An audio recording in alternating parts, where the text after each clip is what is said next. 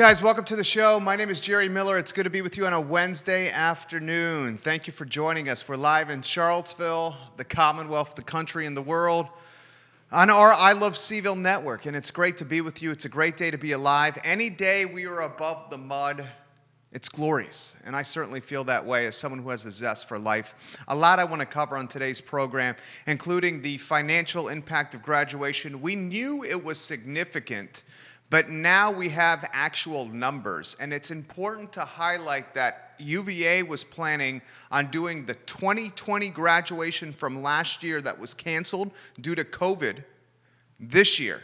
UVA was going to do 2 graduations at once this year, and the cancellation last week is now going to have over a $5 million impact on the area. We'll have that story for you on the program. Yaz Washington's going to join us on the broadcast. If you have questions for Yaz Washington, why are you running for council? Tell me about your platform. Tell me why you would make a good candidate. What are you passionate about? What do you need to do more homework about? How will you solve this dysfunction or the perception of dysfunction on the dais? If you have questions like that, I certainly do.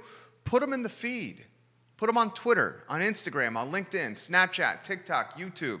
If you're listening on Spotify, Apple Podcasts, or iTunes, reach out to me through a DM. We'll ask those questions to Yaz.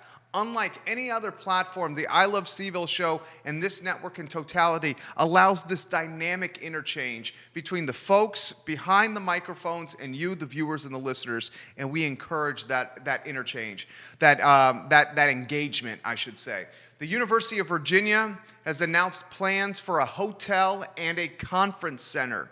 This is big-time news for Charlottesville. Folks like Andre Xavier, folks like Olivia Branch, folks like Barbara Lundgren, folks like Travis Wilburn, Adam Healy, they've been championing, they've been standing on the top of Carter's Mountain with bullhorns in their hands, screaming to anyone that would listen, saying, we need a conference center in Charlottesville. We need a conference center. Well, we have one potentially in the pipeline thanks to the University of Virginia. I want to applaud the Andre Xaviers of the world, the Olivia Branches, the Barbara Lundgrens, the Adam Healys of the world. These folks who have screamed for this conference center must be feeling a little bit of gratitude. UVA's got one in the pipeline. We'll talk about the conference center. We'll talk about what's expected of the conference center and how it could impact the Central Virginia region today on the I Love CVille show. We're also going to talk about a vision for the Star Hill neighborhood through the New Hill Development Corporation.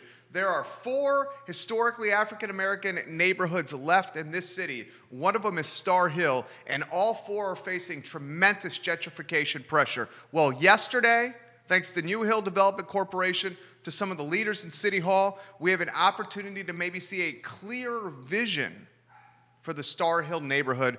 That topic on the I Love CVille show. We'll also talk University of Virginia basketball. The Wahoos and Tony Bennett in action tomorrow, 12 p.m. tip-off against the winner of Syracuse, number 8 in the ACC, and NC State, number 9. Syracuse and NC State play today. This is a Virginia men's basketball team that has a lot left to prove. I'm a diehard Virginia basketball fan. I'm gonna throw a question to you about UVA basketball, and I'm gonna take a moment to allow you to digest this question. Are you ready? How many who follow Virginia basketball, this year's version of UVA basketball, how many feel that our beloved Virginia basketball team has not played to its truest potential yet, its fullest potential yet? Oh, wait a second. I certainly feel that way. I'd love to see a game where the entire team is clicking offensively and the entire team is committed to this pack line defense and playing 40 minutes of hard-nosed defensive basketball. I think this Virginia basketball team has yet to play its best basketball. And that's an incredible statement to say because we're atop the regular season in the Atlantic Coast Conference. We're going into the tournament as the number 1 seed, and we have a lot of window left to improve our standing for the big dance, which is right around the corner. We'll talk about that and the value of Trey Murphy III on the I Love CVille show today. We're presented and powered by Ting Fiber Internet. The best internet in the business is Ting Fiber Internet, and they power this network. We have the best deal for you through ilovecville.ting.com. I'll give you that link again. ilovecville.ting.com gets you Ting Fiber Internet at a $288 savings. Free installation and 1 month free. It is freaking awesome. The lead of today's show has to be the topic, the news from the CDC. When I read the news from the CDC that clearly said earlier this week that if you're vaccinated, you can take your mask off while inside, while hanging out with other vaccinated people. When I read that news, my jaw hit the floor. I was astonished. I was shocked. I was dismayed. I was disturbed. I was a bit disgusted. And that's not to say that I want to wear the mask forever. It's to say more that every day I wake up in this COVID landscape, I feel like we're being instructed or told to do something differently. Whether it's leave the grocery bags in the garage, take your clothes off if you've been outside in public so the COVID doesn't come into the house. Whether it's quarantining and staying home so we can flatten the curve. Whether it's the cancellation of the ACC tournament last year, the cancellation of the big dance. Whether it's pretty much the destruction of the restaurant industry. Whether it's the federal government saying that Walmart and Lowe's and Target, it's safe to go shopping in there, but it's unsafe to go shopping in Whimsy's. It's unsafe to go shopping in Lynn Goldman. It's unsafe to go shopping in Joan Fenton on the downtown mall. Somehow the federal government let the rich get richer and the big box stores stay open as essential, and the businesses owned by our neighbors as the X or as that's where COVID is. Made no sense to me. This entire thing has made no sense to me. So now on Monday, we wake up and we read the news in every media outlet possible. And now the CDC is telling us we can take our damn mask off if we've been vaccinated and we're inside and we're hanging out with other vaccinated people. Before I go down the road of how this is going to impact Charlottesville, how many feel like me? Every day you wake up, you feel like it's another different piece of news when it comes to COVID-19 and this damn pandemic. Do you feel that way? Because I certainly do. Now, I'm more concerned of how this is going to impact Charlottesville, Virginia. The home I love, the community I love, Central Virginia, the region I love, where I live, where we raise our family, okay? And all of us, many of us, want to get back to that sense of normalcy we once had, whether it's live music at Miller's and listening to John Dirth play his horn over some cold beer with a bourbon back. Whether it's an intimate show at the Southern when you literally can feel the energy or the sweat and perspiration off the band come and hit the first and second row at the Southern. Whether it's Love Cannon at the Jefferson or a big show at the Pavilion, whether it's a bourbon drink at the Whiskey Jar or the steakhouse burger at the Citizen Burger Bar, you and I want to get back to what we love, and so much of Charlottesville is music, so much of Charlottesville is friends inside over good food and sharing stories and laughter. So I'm going to ask anyone that's watching this program, do we foresee a Charlottesville where we are required to show some kind of vaccination, to eat, drink, listen to music, or shop inside? And I'll take it a step further. Does that proof of vaccination then allow you to take your mask off in someone's place of business? Or is that 100% intruding on your rights as an American? I ask these questions for the sake of conversation. I ask these questions because these are topics we are going to have to consider in the very near future. So many businesses in this community say no shirt, no shoes, no service. Will the new call to action be no shirt, no shoes, no proof of vaccination, no service? I ask you that question because I see it coming down the pipeline. If you want to pony up to the bar inside, will you have to show proof of vaccination? And if you're unwilling to show this proof of vaccination, will you then be asked to sit outside on the patio in a safer situation? What's your take? What are your thoughts? Snapchat, Facebook, TikTok, YouTube, Apple Podcasts, iTunes, LinkedIn, Facebook. Let us know. I see it coming down the pipeline, guys. You know the airlines are going to do it. You know the airlines are going to say you can't get on an airplane unless you have proof of vaccination or unless you can show us in the last 48 or 72 hours a negative COVID test. You know the theme parks are going to do it. King's Dominion and Busch Gardens, Disney World and Disney Park. Show us a negative test or proof of vaccination, and then we'll let you in the turnstiles. If the airlines do it, and if the theme parks do it, why would that same logic not trickle down to the locally owned restaurants on West Main Street, on the downtown mall, on Pantops, in Fifeville, in Belmont, on Route 29? I'm curious of your take.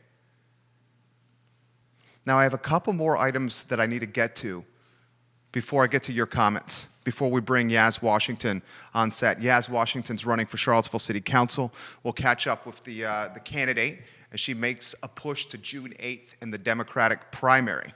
Some news from Virginia that I think is extremely important. We should be talking about this. This has flown under the radar. I'm shocked that this has not been in the Daily Progress, NBC 29, CBS 19, or other media outlets. We will put it in the news cycle, and then they will respond to what we put out there. So here it is.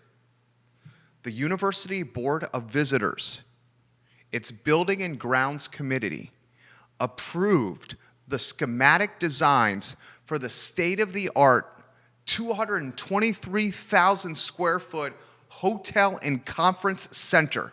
It's going to be situated along Emmet and Ivy. Look at the screen now. You see a rendering on the screen now. 215 hotel room. The hotel room is not the news. Okay? Props to UVA. They have a 215 room hotel now that they can control. Okay, that's awesome. Great. The news here is the conference center. The conference center space is over 26,000 square feet. There is a 10,000 square foot ballroom inside this conference center. Folks, this is the conference center that Barbara Lundgren, Andre Xavier, Olivia Branch, Adam Healy, Travis Wilburn, and so many in our tourism community and hospitality community have been chomping at the bit and asking for. A conference center that legitimately allows Charlottesville, Albemarle County, and the University of Virginia to pursue Forbes 500, Forbes 400, Forbes 300, Forbes 200, Forbes 100 businesses and allow them to have their retreats here in Charlottesville, Virginia.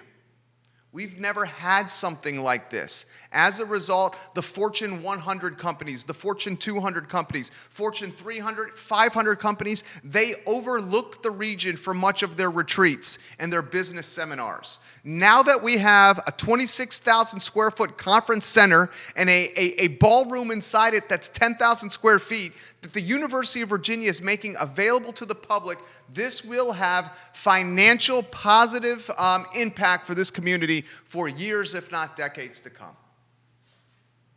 Decades to come. This should be news that's in every media outlet, but it's not. But it will be after this show. A conference center in Charlottesville? The Fortune 100s we were going after that said no to us because we didn't have the digs to accommodate their personnel? Now they don't turn their back on us. Now Charlottesville is the perfect 10. Now Charlottesville has the hotels, the music, the restaurants, the nightlife, the university to recruit potential employees from, and a conference center to accommodate those meetings and those retreats. It's the perfect 10. All right, a couple more items before we welcome Yaz Washington to the set in 6 minutes at 12:55. The impact of graduation on Charlottesville and the impact of graduation on Albemarle County. These are the really tough decisions that city councilors have to make. The Charlottesville city budget is in absolute peril. The Albemarle County budget is an absolute nightmare because of COVID-19. Well, folks, University of Virginia canceled graduation. This isn't just an average graduation. This was going to be 2 graduations. Remember, UVA canceled graduation last year in 2020. And Jim Ryan and the Board of Visitors promised the students that we're going to graduate in 2020. We will honor you in person in 2021 in Charlottesville, and we're going to tag team it. We're going to do a double hitter. Okay? We're gonna both do a 2020 and a 2021 graduation at the same weekend at the same time. Okay? Now they've canceled them all. So I want to tell you about the impact that this is going to have. And I'm going to cite sources for you. Okay? Courtney, and I'm going to mess up Courtney's last name. Is it Courtney Cassation? I'm going to say Cassation, Judah Wickower. He's our director. Courtney Cassation. She's the executive director of the Charlottesville-Albemarle Convention and Visitors Bureau. Courtney estimates conservatively that the local economic impact of not having 2 graduations in May is at least $5 million on Charlottesville and Albemarle County. I'll repeat that again. The executive director of the Charlottesville-Albemarle Convention and Visitors Bureau estimates the loss of revenue for Charlottesville City and Albemarle County at $5 million because 2 graduations were canceled. A couple more important statistics for you. A typical graduation generates about $2 to $2.5 million in revenue for the region. That's hotel rooms. That's 40,000 guests coming to the area. Think about that. 40,000 people come to the area for graduation. That's shocking to me. There's 3,768 hotel rooms in the city, according to the CACVB. 3,768 hotel rooms in the city, according to the CACVB. So this is a big deal. $5 million in revenue when the municipality is already short on money. We'll talk about that and open it up to your discussion, your thoughts and perspective on the show. Put them in the feed here, and I will literally relay what you have to say on air. Yaz Washington in 4 minutes here on this program. All right, a couple more things that I think that are important that I want to relay to you. So all I'm trying to do is I have a voracious appetite for reading. Try to read, I don't know, maybe 30 media outlets a day. And then I try to vet the most important news from those 30 media outlets and relay them to you. That's what we're trying to do with the show. One of the items of importance that I think you should consider is what Yolanda Harrell and the New Hill Development Corporation is doing for the Star Hill neighborhood off West Main Street. In 2021 in Charlottesville, Virginia, we have 4 historically African-American neighborhoods that are left. We understand what the city did to Vinegar Hill and how the city destroyed a neighborhood that was the epicenter for commerce, for life, for conversation, for church, for family in the African American community, and that was what they did to Vinegar Hill, what the government did to Vinegar Hill. As a result, we have 10th and Page, we have Fifeville, Star Hill, and Prospect. Those are the 4 we got left. Yesterday, city leadership, along with Yolanda Harrell and New Hill Development Corporation, took a step closer to actualizing a vision for the Star Hill neighborhood. This vision will prioritize affordable housing, and this vision will prioritize opportunity for African Americans in the city of Charlottesville. I love what's happening here. I think it's critically important what's happening here. Why I think it's so important is I just explained to you that the University of Virginia is going to build a hotel and conference center. I just explained to you that the University of Virginia is growing. So what is it doing? It's adding more high-paying jobs to this Charlottesville ecosystem. As the university continues to hire hundreds of people every year and pay them above living wage, these newcomers that come to the market to take the jobs at the University of Virginia being paid above area median income are scooping up the inventory in Charlottesville and Albemarle County. And that, in very simplistic terms, is called gentrification. UVA every year will hire more and more people. As UVA hires more and more people, the Charlottesvillian that's been around for a while, I'm talking the OG in Charlottesville. And being an OG ain't about black, white, Puerto Rican, or Haitian. Being an OG is about being in Charlottesville all your life, being the family of someone who's been in Charlottesville all their lives, and maybe you're multi-generation Charlottesvillian. Well, the multi-generation Charlottesvillian is starting to get pushed out of Charlottesville. And Star Hill and that neighborhood and what New Hill Development Corporation is trying to do is to try to keep that from happening. I will reach out to Yolanda and see if we can get her on this show. I'm very excited to see the efforts that they're doing. Judah Wickhauer is our director. I think we can welcome Yaz to the show here on set. Judah, if you want to go to the studio camera, we can welcome the Charlottesville City Council candidate to the show. So Yaz, you are watching. You're live now, and we have a lot of folks watching you, including NBC 29 and the newspaper. Nice. So thank you for coming. Hey, how are you? I'm doing well. We are a few weeks, about a month into your campaign. Okay, yeah. How's it going? Everything's going great. Just doing a little bit of voter engagement and everything like that. Making sure that I'm getting the signatures in so that I can actually be on the ballot. Aside from that, that's pretty much it. Attending a couple of meetings and connecting with people. Cool. How does the signature process work? Is that door knocking, or do the signatures come to you in like kind of cool events that are organized by the Democratic Party? Cool. So there's actually been a mixture. Over the weekend, I attended a toiletries drive hosted by Charlottesville Dems, which was pretty great. Being able to just like interact with other people. Okay. Also, too, people kind of just like drove up and everything like that, and I was able to collect a couple of signatures that way. Also, I've just been walking around and knocking on doors and collecting signatures as well. Nice. Yeah. What have you learned so far about yourself? I mean, it hasn't been that long. It's been about a month since you've been in the race. Have you learned, what have you learned so far? Being able to apply knowledge that I've already had of Charlottesville, also to being able to really see pressing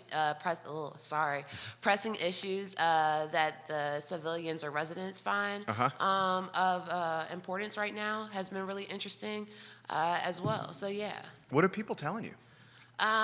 Basically, discussing like the infrastructure or just discussing, COVID, being able to reopen altogether, and just different things like that. Talking about a lot of social issues and trying to see, and kind of like solutions that they would like to see, which I think is pretty interesting as well. What do you think, Yaz, has been the most difficult aspect so far of the campaign for you? And then what has been an aspect of this campaign that perhaps you're like exceeding beyond expectations that you thought would be challenging coming in? Okay, so I guess basically, making sure that I was doing all like the technical side of everything, getting all the paperwork sorted and in. Is that a pain in the tail? It was kind of like, I'm like, okay, just connecting with other people, making sure that I'm actively looking at the Board of Elections website and all of that and everything. So that was definitely one. And then aside from that, just making sure that I'm surrounding myself by positive people and also to knowing, when to listen and when to be able to respond as well. Cool. The folks that are connecting with you about the campaign and what's important to them, maybe if you could identify some specifics of what you're hearing. You mentioned infrastructure, you mentioned reopening, COVID in schools. Yeah. And I know those topics are important. They're important to all of us. So kind of what are you hearing?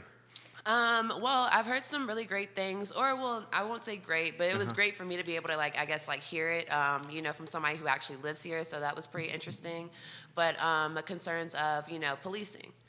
And whatnot. I actually had knocked on a door, and she had discussed the fact that, or brought up the issue that one of the police stations are in a public housing site, and basically how she didn't feel as though it had changed the crime rate there or anything like that. So I guess that was interesting to hear and kind of be able to put into perspective or just have it be something that I think of. Also, aside from that, definitely the environment and expanding transportation, which I think are all things that are really important, once again, to taken to consideration with our growing population as we've now reached 50,000, and making sure that we're also continuing to build the city up, be competitive, making sure that we're actively analyzing the budget and being able to support these projects and programs, but also making sure that we're taking the time to uphold public safety as well. Nice. Yeah.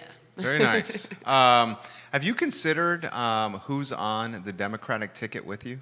I mean, you got Carl Brown, who was the most recent to make an announcement. He announced in your chair this time last week. Yeah. You got Brian Pinkston, and you got Juan Diego Wade.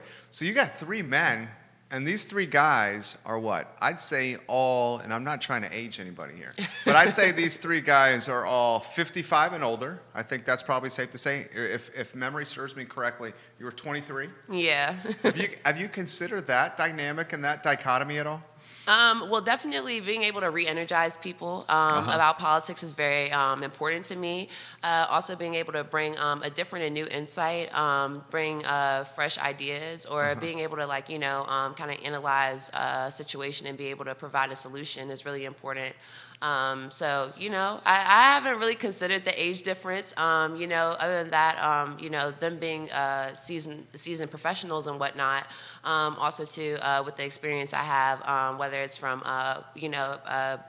working in the housing field for a little bit, or working on political campaigns, or working with at-risk groups.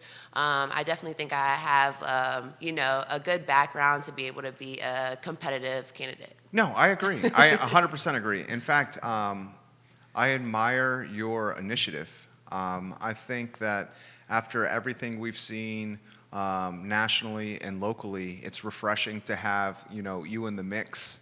I think almost like the book, The Art of War.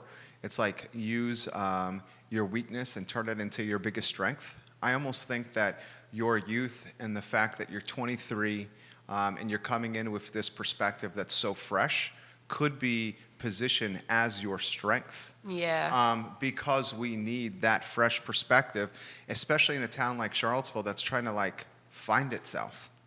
I mean, what are your thoughts on that? Yeah, I definitely agree with you.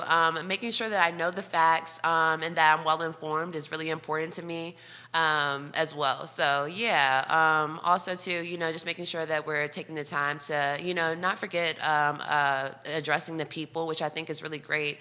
That aside from building up the city and everything else that's in the works, that we also have people in the community who are equally working on that.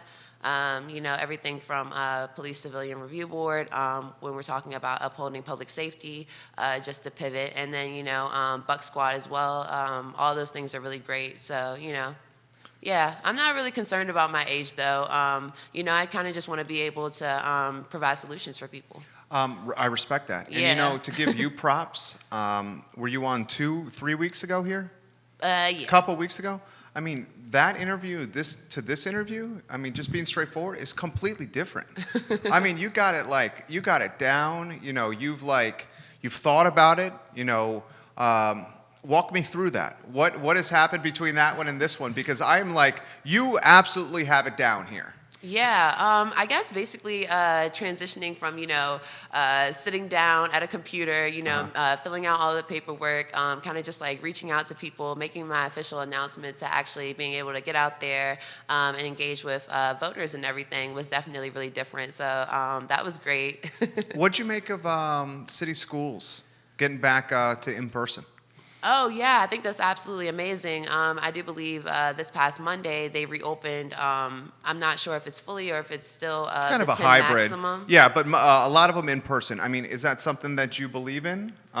These are questions that, if you get on the dais, people are saying, counselor, how do you feel about students and whether they should be in the classroom or not? Yeah, well, I actually think it's pretty great being able to transition back, absolutely, as well as being able to address attendance, because I noticed that there was about a 300 pupil decrease so far as the way that attendance is looking right now, or overall the enrollment rate. So making sure that individuals are getting back into school if they haven't been in school over the course of COVID, or just making sure that there's a smooth transition from the hybrid virtual model to making sure that they're actively in classrooms is really great as well. And then again, being able to address or provide resources is really great.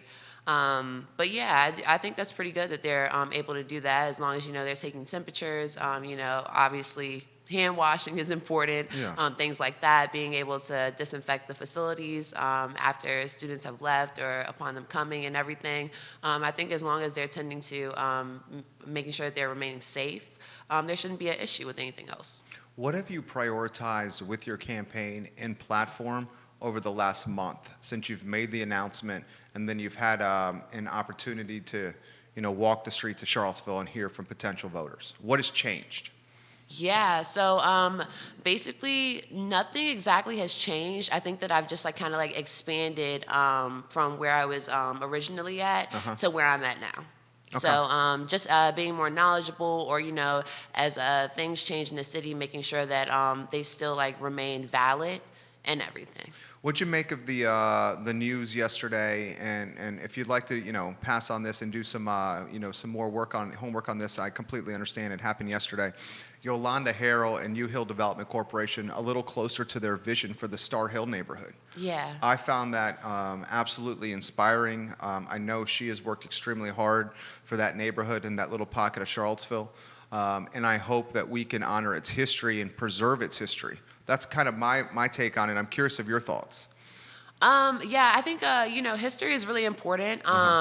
Making sure that we're keeping the historic part of Charlottesville is really important as well. Aside from the statues, I don't really want to get into all of that, but making sure that making sure that we're continuing to foster that, or making sure that we're taking care of these particular parts of Charlottesville. That's really important when it comes to the overall culture or the overall history of the city is very important. What do you look at or how do you look at your competition? Let's just talk the Democrats. Carl Brown, Brian Pinkston, Juan Diego Wade. Open-ended question. How do you look at your competition? I honestly think that they're all pretty great. I think that they all have really great visions for Charlottesville. So I think that's really amazing. So yeah, that's been pretty great to analyze, where Juan Wade, comes in and he has his knowledge from school board, United Way, and all of that. It's been pretty great to see his positions and the issues that he would like to address. And then, with Brian Pinkston, it's more so a thing of, making sure that we're developing the city and being able to properly fund all these set projects and programs, which is where I see that we are kind of parallel with how we think about things. Also, too, Juan Wade seems like a really big people person, and making sure that we're caring about the people at all times is very important. The one thing I would like to see is more of Carl's vision for Charlottesville. While I think that the history is very important, knowing that we have a candidate who actually has a vision and they can provide solutions is equally important. Okay, so that's one thing you'd like to see from Carl, is get a better feel for his vision for the city. Absolutely. And for his campaign. So one thing that we're excited about is former councilor Kathy Galvin, and I think she's reached out to you, has agreed to host a debate here with the four of you guys on the I Love CVille network, and we're kind of figuring out those details. More with you, Yaz. How about your family? How's the family responded? How's the friends responded to all this? Yeah, people are pretty excited, which has been really great. A lot of insight there. My mom's pretty excited. So she's definitely been able to, help me so far as housing goes, making sure that I'm staying up on all of that. As that's really important with the fact that they've just started the redevelopment for South First Street. So, definitely. Other than that, I seem to be getting pretty good feedback, which has been really great. A lot of positivity coming my way. I'm really excited. If I was, we run 3 businesses out of here. One of them is real estate investment. We have 27 rental tenants. The other one's this podcasting network. We do 20 hours a week have 6 or 7 shows. But the primary business is building brands. We're an advertising agency. And if I was building your brand, we've done Scott Wagner Chiropractic, Sports Medicine, Interstate, work for UVA, big brands. But if I was, helping to build your brand, I see so much incredible potential. I would utilize like your youth and fresh perspective as a strength. I would also be offering counsel that it would be incredibly important for you to drum up the younger vote in this particular election. And I think that could be an X factor to help you win. Oftentimes, youth may work against you. However, AOC proved that that was not the case, right? Yeah. So I guess if I was in your shoes, I would be drumming up as much millennial and younger vote as possible that can identify with you and what you stand for. So my question is, how are you going to get that vote that historically does not go out to the polls to vote? Yeah, definitely. Which, previously on the political campaigns that I've worked on, that's been really important to me, is making sure that people who don't typically vote are getting out and voting, making sure that we're able to pique their interest, but also to making sure that they're very knowledgeable of the campaign, the election, the candidate. All of that's really important to me. Also, to making sure that individuals 18 roughly to about 30 are definitely You're going to have to own that demo to win. And I think you already know this. I mean, I'm sure this is not new news to you. Yeah. How do you own the 18 to 30 demo and get them to vote for you? I guess, honestly, just, with my youth, being able to connect to them that way, making sure that I'm making something, like politics and voting, which could appear to be boring, making sure that it's something that's re-energized, and focusing people's attention on that is really important, too. So, yeah. Don't you feel like, and I don't want to speak for you, that's why I'm asking, don't you feel like, and I'm older than you, I'm generation older than you here, which is crazy to say. But don't you feel like that millennials and younger are getting more engaged than they've ever been with grassroots elections? I mean, I think it's like the value of social media, which is helping us get more engaged because we have more tangible proof of what our actions can yield. What do you think? Yeah, definitely. I think honestly, it's one of those things of, I think since the past year or whatever the case was with Jim Hingley's election, one thing that I noticed for sure is that there definitely was a lot of younger people out. I think that the overall turnout for that election was absolutely incredible. So, making sure that I can transition that to the city and being able to have a really great turnout is really important too. I think, and Jim's come on the show, I think he was in that seat last week. And I know cool. you worked on Jim's campaign. Yeah. I have tremendous respect for Jim Hingley. He's the Commonwealth's attorney for Albemarle County, if you guys don't know. I think and Jim routinely listens to the show. He heard our first interview that we did. I think what you guys did extremely well with Jim Hingley's campaign is you humanized, localized, and personalized Jim. And you did that through his passion, criminal justice reform. And you made it in a way that, 6th, 7th, 8th, 9th grader could understand. And that campaign strategy really resonated with voters. And I think that's why Jim won. Yeah. Political science, this is political strategy, what we're talking here. How can we employ, or how can your campaign employ a similar strategy? And is it going to be equity in school? Is that going to be the criminal justice reform? The analogy from the SATs, criminal justice reform to Jim Hingley, as equity in school is to Yaz Washington? Is that going to get me in 2,400 on the SATs there? Okay, first things first. So when we're talking about strategy and everything, one thing that is different is that there was, I think one thing that definitely increased the overall turnout was UVA. For sure. Okay. One thing that's different is I know that there's a couple of UVA, students, whatever the percentage may be, probably around 20% or so, I'll say, who are Charlottesville residents. So, one thing about that that's going to be different is transitioning You just taught me something. So, 20%, roughly 20% of the students at UVA are Charlottesville residents. Yeah. Okay, so that is your in to galvanizing that voter base, isn't it? Yeah, so making sure that that the students that can vote and are Charlottesville residents, making sure that they're voting. Also, to making sure that definitely the younger end going into the millennials are definitely voted and interested as well. Also, to being able to make sure that individuals are registered is really important, which goes into kind of like, I believe, like affordable housing and stuff like that. How so? Making sure that they're definitely involved and registered to vote. While we do provide equity for them, making sure that they're actively involved in who's advocating for providing that equity to them. What have you thought about your campaign in like a sentence or two? Like Juan Diego Wade, school board. Yeah. Brian Pinkston. Brian Pinkston is the vice president of the Democratic Party here in Charlottesville. I'd say Brian Pinkston's one sentence or two is probably what? How would you describe Brian Pinkston's campaign in a sentence or two? Definitely, I would say budget and development. Okay, I think that's fair. Carl Brown's campaign in a sentence or two. I think we'll both ask Carl to identify his campaign in a sentence or two. He'd probably start, I want to listen to learn. And then he'd probably start a prioritization on economic activity. Yeah. But I want to hear that from Carl. Sentence or two for you. Okay. So I'm gonna say.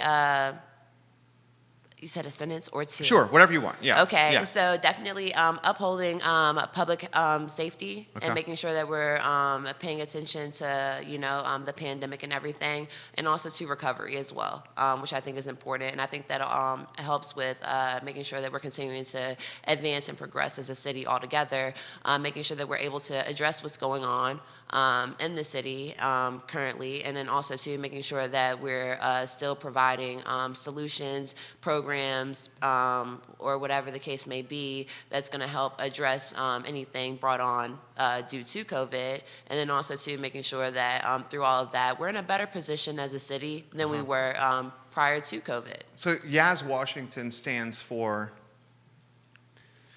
Okay, so basically, I definitely stand for Greater Charlottesville altogether. Okay. And you're going to get that way through schools and a prioritization on reopening economic activity, or through schools and a prioritization on health to overcome the pandemic? Definitely so far as with the schools. And then I don't want to forget, one thing that's really important to me that I think goes hand in hand with public health is environmental management. So that as well, and then also to making sure that we're able to recover so far as our economy goes. Okay. I'm excited. I think you got a lot on your shoulders. I think Carl has a lot on his shoulders. Juan Diego, Mayor Walker, Brian Pinkston. I respect you guys and your hustle and the willing to go for this. I've said so many times on the show, I think this is the most important election in the history of Charlottesville. Have you heard that from anybody else? Have you digested that at all? And what does it mean to you? Yeah, I've definitely heard that from a couple of people, which I definitely think that this is a really important election. I think all elections are really important, but I think this one is really big just because there's a lot that we have to do so far as fixing the infrastructure, so far as council goes, making sure that all department heads are properly appointed and actively doing their jobs as well. And then again, also making sure that we're providing remedies or solutions that are going to help advance Charlottesville beyond the point that we were prior to COVID. So, similar to the presidential election, I equally think that local elections are important as well. What do you think Charlottesville is going to look like 4 years, even if you're on the dais or not, 4 years from now? Where do we need to go?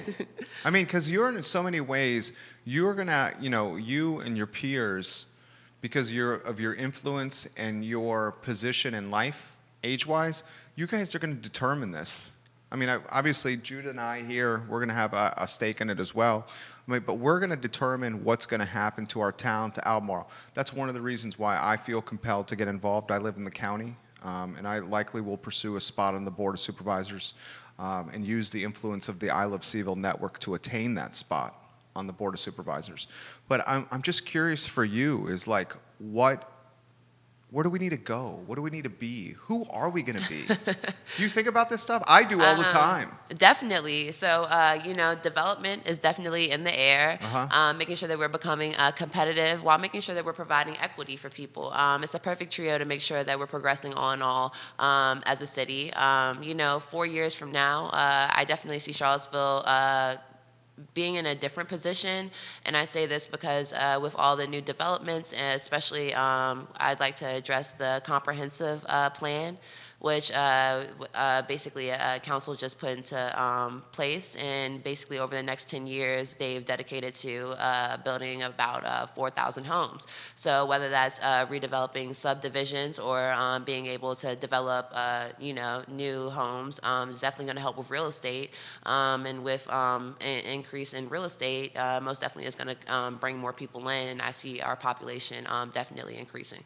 I think the only way we're going to manage to make Charlottesville, and I'm just talking the city of Charlottesville, more equitable is to have a massive rewrite of our zoning code to allow 52% of homes in the Charlottesville city to go from a single-family detached home to potentially more density. And that's going to take Richmond, because we're a Dillon rule state, for anything to happen from a rewrite of our zoning code. I'm curious, and I'm going to ask you a question from kind of like a macro standpoint. Okay?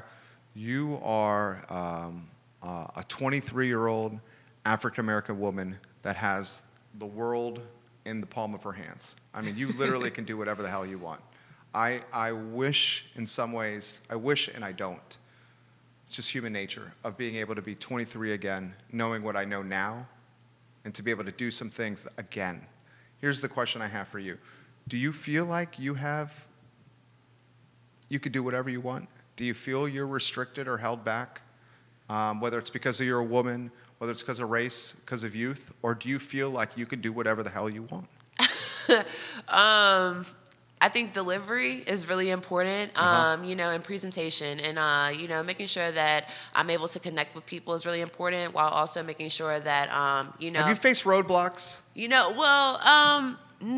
Not exactly. Okay. I had one. I was knocking on one door and I had like this really awkward moment. But other than that, he was like, "Oh, what party?" And I was like, "Okay, I'm a Democrat." And he was like, "Republican," and I'm like, okay. So other than that, I haven't really had any other awkward moments aside from that.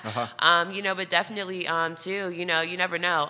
Once you start talking, even if they are, even if they do belong to a different party, essentially they could end up voting for you too.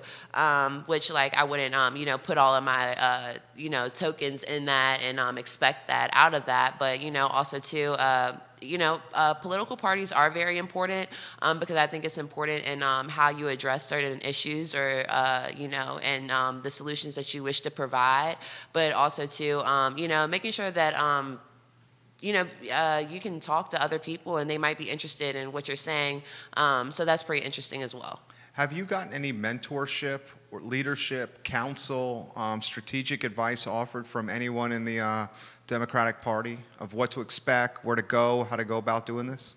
So I was actually able to talk to Michael Payne and Sina McGill.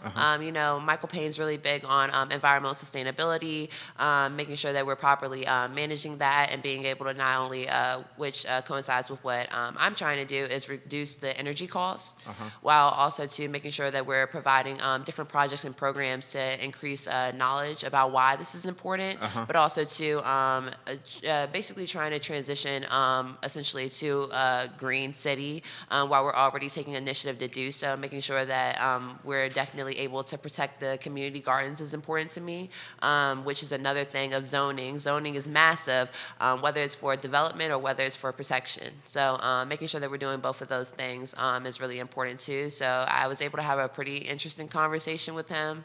Also too, I talked to Sina McGill, which she gives me as much insight as she possibly can without it being a conflict obviously of interest. Yeah. How do you look at the job Mayor Kyle Walker has done in her nearly 4 years on council? And I feel like this is a fair question, and this is why I think it's a fair question. She's your opponent. Yeah. Should you make it through the Democratic primary, she will be your opponent in the general election. She's the mayor. And if someone's on council, having feedback or constructive criticism from voters or citizens is a part of it. So you're a citizen and you're pursuing a path on council. How do you think Mayor Walker's 4-year term has been? I think it's kind of been like a thing of like up and down, pretty much. Not gonna lie. So basically, I think all in all, she's trying to finish out pretty strong. Ideally, making sure that she's finishing off her term strong. But I definitely would like to see new people on council. Why, and I've asked this question of Juan Diego, of Brian, and of Carl as well. Why the hesitancy of so many? It seems like the hesitancy of so many to not hold her accountable to some of the things that have not gone according to plan. Yeah. Because there's been a number of cases where that's the case. And also, both you, Mr. Pinkston, Mr. Wade, and Mr. Brown, all 4 of you guys have identified essentially we need to listen to learn as opposed to listen to talk. So I guess the question I have is, why is there this hesitancy to hold the mayor more accountable? Yeah, well, she is essentially the face of council.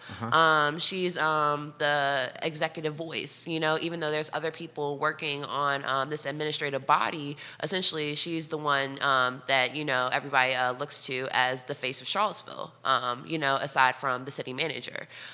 So I definitely think making sure that she's properly addressing, questions, which sometimes I find like in council meetings that the situation's not really addressed, or it's kind of just like kind of getting like the runaround, where it's not like, diving in, answering it, and being able to provide facts, but more so a thing of kind of like just sidestepping around it, which can, essentially be very annoying for people who actually would like to be more informed. Would you? Okay, that's fair. I'll leave that one to a side for now, and I respect the fact that you are willing to answer and address it. If you're elected to council, would you open up a search for a new city manager? Whoa. So basically, I think it would be great for, the existing city manager or current interim he is. I think it's very interesting how many city managers that we've absolutely just haven't been able to keep, just because I don't think that there's been a strong enough council or infrastructure to be able to support the city manager. So, who knows, maybe when, there's new members on council, then we will be able to keep a city manager. I think, honestly, analyzing what he's doing, the job he's doing now is really important, and being able to determine whether or not if he should continue to be the city manager after the election. Okay, that's fair. So your inclination is give Mr. Boyles a chance to keep the job first before we open it up to a national hiring firm. Most definitely. I agree with that. I think that's a good take from you. Anything we're missing? I think that we covered quite a bit. We did cover quite a bit. How is are the other folks in the media treating you well and doing well by you? Yeah, definitely. Yeah. So that's been really great. I haven't gotten a lot of negative feedback or anything. What's the most negative thing you've heard? I've heard one negative thing about you. Well, it wasn't something directly, but I was walking past and I had seen someone, and they were basically that they had seen me as a Democratic tool. Okay, that's the one I heard. Yeah. And I you know who I heard say that? And she said it on Facebook Live. Yeah. And she has influence in this community. And it's Tanisha Hudson. Yeah. And said that that lack of better phrase, Tanisha said that you were being used as a pawn. Yeah. What do you make of that? I thought You heard that? Yeah. Yeah. It kind of made me laugh, to be honest. I didn't put a lot of thought into it. It kind of just rolled off the back. Okay. Simply because I'm not one. Mm-hmm. I think a pawn is someone who is very unknowledgeable. They're not informed, and they're kind of just being used, and nobody really gets that. So where I come into play is the fact that I know actually what I'm doing. Also, too, no one pushed me to run for city council. It was your choice. Right. Yeah. So that's one of the things where I'm kind of like, whatever, and continuing to go about my day. Respect. Yeah. Respect. All right. How about this question then, and we'll get you out of here on this note. Why should folks vote for you? Other than the fact that I'm enthusiastic, I'm definitely informed, and I have a really great vision for Charlottesville. And also, too, it's not just one-sided, where it's addressing the budget and making sure that funds are properly being allocated. But aside from that, it's making sure that, people are being taken care of, and that we're continuing to provide equity while building the city up. While we're building the city up, and it's inflating the cost of real estate and housing, and in regards to people being able to afford to rent, making sure that we're providing equity so that these people aren't pushed out is important as well. I appreciate you. I will reach out again. Thank you for joining us on the show. We'll send you the information on the Kathy Galvin debate, and I wish you the best of luck. Thank you. Have a good one. Same to you. Thank you. No worries. All right, J-Dubs, if you want to go back on a one-shot here. Thank you, Yas. We'll get to comments, guys, here in a matter of moments, including comments from James Watson and Olivia Branch here on the program. Johnny Ornalis, we'll get to your comments as well. A couple items I'd like to clear up. I respect someone who is willing to try to make a difference. And I don't think we should discount anyone because of age. And AOC proved that. AOC proved that. And this notion that's out there that Yaz is being used as a pawn in this race is crazy. And that notion is based around a theory to keep Mayor Walker from getting reelected. That's the entire premise of that theory. Here's why that theory doesn't make sense. Mayor Walker's running as an independent, not as a Democrat. So the two of four will come out of the Democratic primary on June 8th. And the four running so far, Juan Diego Wade, Brian Pinkston, Yaz Washington, Carl Brown. Those four will be whittled down to two on the 8th of June. 8th of June. Did I say the June 8th earlier? June 8th. And then those two will be sent to the general election, where as of now, they will face the mayor in a general election brouhaha, a general election brawl of epic proportions.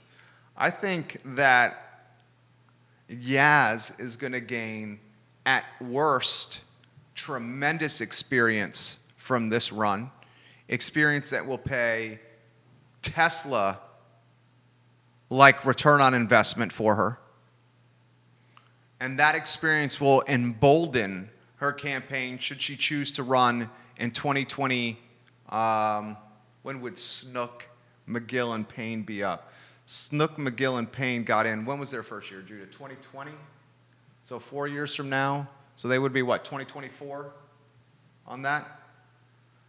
3 spots come up for grabs. I just think the theory, and Tanisha, I'm not speaking out of turn, Tanisha, you and I don't always see eye to eye. We both know you did a Facebook Live, and that Facebook Live, the premise of the Facebook Live was you said that Yaz was being used by the Democratic Party. Why I don't think that theory makes sense is because there's a Democratic primary first before the general election.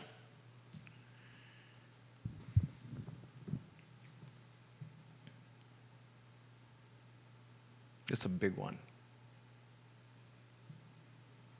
This election is a really big one.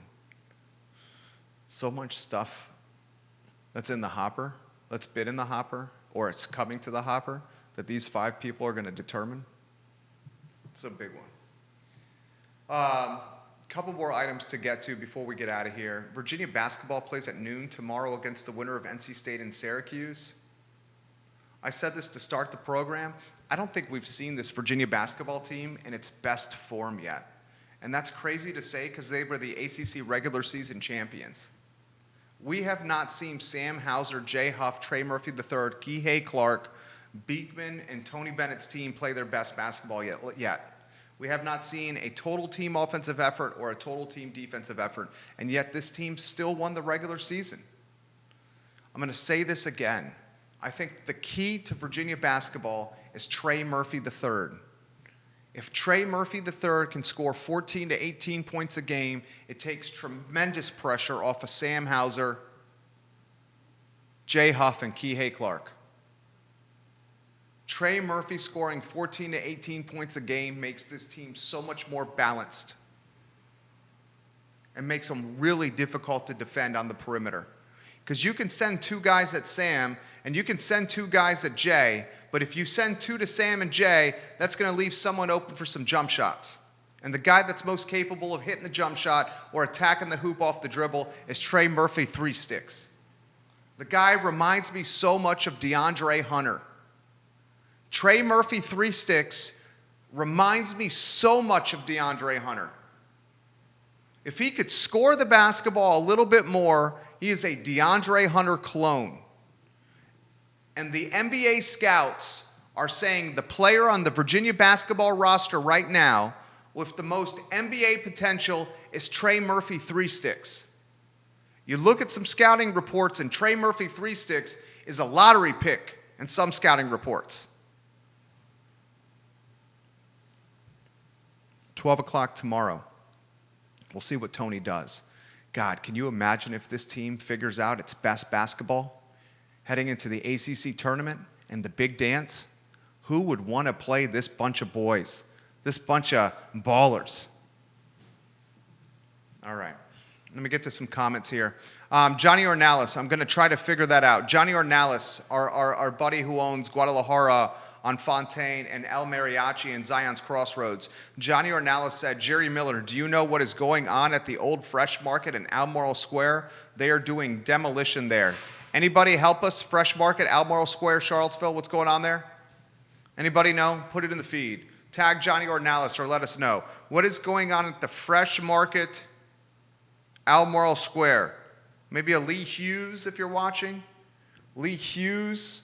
Johnny Pritzloff, if you're watching, let us know. I'm actually playing pickleball today, Lee Hughes, and Commercial Brokers in Charlottesville with Rob Stockhausen. I'm playing pickleball with Stock today and some of his buddies. What is going on at the Farm Fresh at Albemarle Square? I will get to the bottom of that for you, Johnny Ornalis.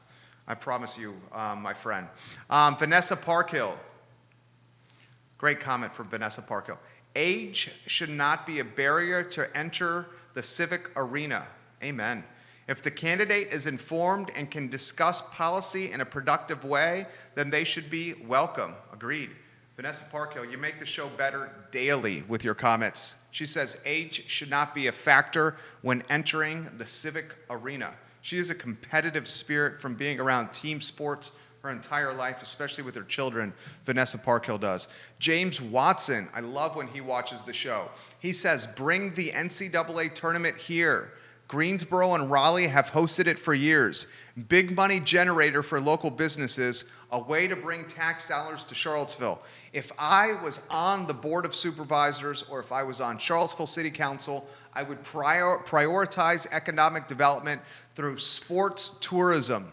One way to prioritize economic development is through sports tourism. And whether you can attract the ACC tournament or not, you can certainly attract regional soccer tournaments. And regional soccer tournaments create 3- and 4-day weekend stays for families across the Mid-Atlantic. Sports tourism is driving Richmond's economy. NASCAR, soccer tournaments, college sports. Sports tourism is an underutilized component of the Central Virginia economy, whether it's mountain biking races, whether it's 5Ks, 10Ks, or marathons, whether it's utilizing this new conference center, an ACC tournament, regional soccer tournaments, regional lacrosse tournaments, regional baseball tournaments. Sports tourism is a forgotten component of Central Virginia's economy, and it should not be. James Watson, I love when you watch the show. Olivia Branch is watching, and she says, you are correct, Jerry Miller, with regards to conference centers. It's an economic game changer. This creates jobs, tax revenue, extra dollars spent outside of the conference events. It's win-win. Whatever it takes to begin to do live again, let's open up safely, and with intelligence. Well done, Olivia Branch. I love Olivia Branch. Thank you for watching the show today, Olivia Branch. All right, that's it, Judah. Judah Wickhauer's our director. We are inching this, we're very close. In fact, I should be able next week to give you potentially days and times for the Democratic debate on the I Love CVille network. Kathy Galvin, former city councilor, will host the debate. It will air here on the I Love CVille network. It will feature Yaz Washington, Juan Diego Wade, Brian Pinkston, and Carl Brown. This will be the most watched debate in Charlottesville, Virginia history.